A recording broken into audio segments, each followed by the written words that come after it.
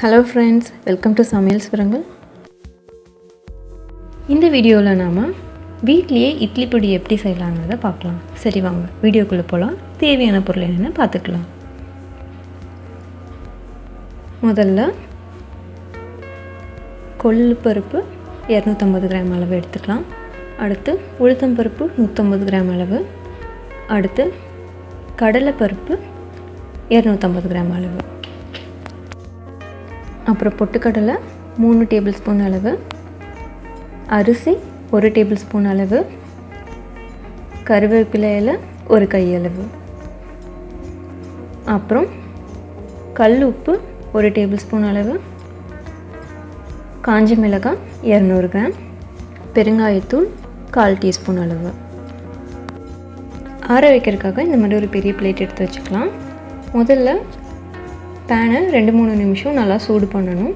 அதுக்கப்புறமா கொள்ளுப்பருப்பு சேர்த்துடலாம். கொள்ளுப்பருப்பை ஹை ஃப்ளேமில் வச்சு வறுக்கணும். கொள்ளுப்பருப்பு மட்டும்தான் அதிக நேரம் எடுக்கும் நம்ம யூஸ் பண்ணுற இன்க்ரீடியன்ட்லேயே. இப்போ பார்த்திங்கன்னா கொள்ளுப்பருப்பு இந்த மாதிரி பட்டு பட்டுன்னு வெடிக்க ஆரம்பிக்கும். இந்த ஸ்டேஜில் நம்ம ஃப்ளேமை ரெடியூஸ் பண்ணி மீடியமில் வச்சுக்கலாம்.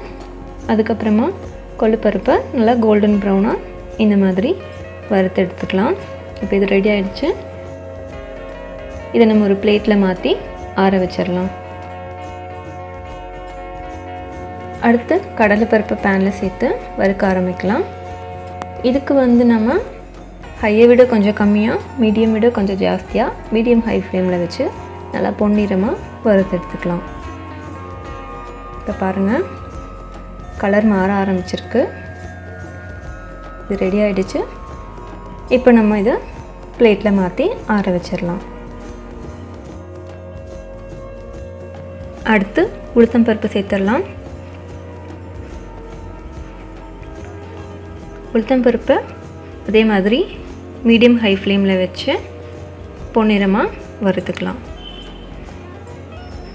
இது சீக்கிரமாகவே ரெடி ஆகிடும். இப்போ பாருங்கள், ரெடி ஆகிடுச்சு. இதை நம்ம பிளேட்டில் சேர்த்துடலாம். அடுத்து பொட்டுக்கடலை சேர்த்துக்கலாம். பொட்டுக்கடலை ரொம்ப சீக்கிரமாகவே ரெடி ஆகிடும். இதை மீடியம் ஃப்ளேமில் வச்சு பொன்னிறமாக வறுத்துக்கலாம்.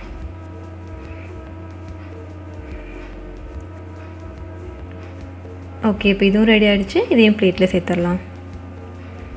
அடுத்து அரிசியை சேர்த்துக்கலாம். அரிசியை நல்லா பொரி மாதிரி வறுத்து எடுத்துக்கலாம்.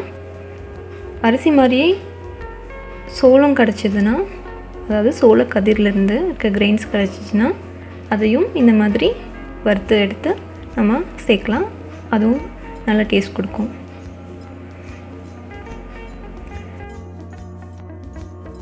அடுத்து பேனில் உப்பு சேர்த்துடலாம். இந்த உப்பே பொடிக்கு சரியாக இருக்கும். காஞ்ச மிளகாயும் சேர்த்துடலாம். காஞ்ச மிளகாய் கூட ஏன் உப்பு சேர்க்குறோன்னா, வறுக்கும் போது அந்த காரம் அடிக்காமல் இருக்கிறதுக்காக. இது மீடியம் ஃப்ளேமில் வச்சு 2 நிமிஷம் வறுத்தா போதும். ரொம்ப அதிக நேரம் வறுக்க தேவையில்லை.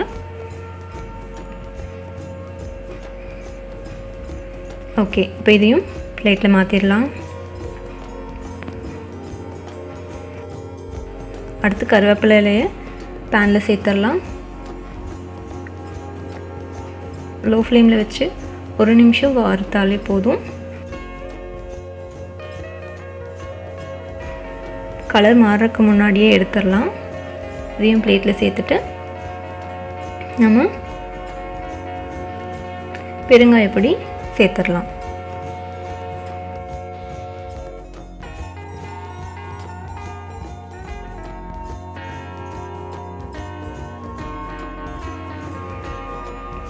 இதெல்லாம் ஒரு 15 to 20 மினிட்ஸ் ஆற வச்சுட்டு ஒரு பெரிய மிக்சர் ஜாரில் சேர்த்து பொடியாக அரைச்சி எடுத்து வச்சுக்கலாம்.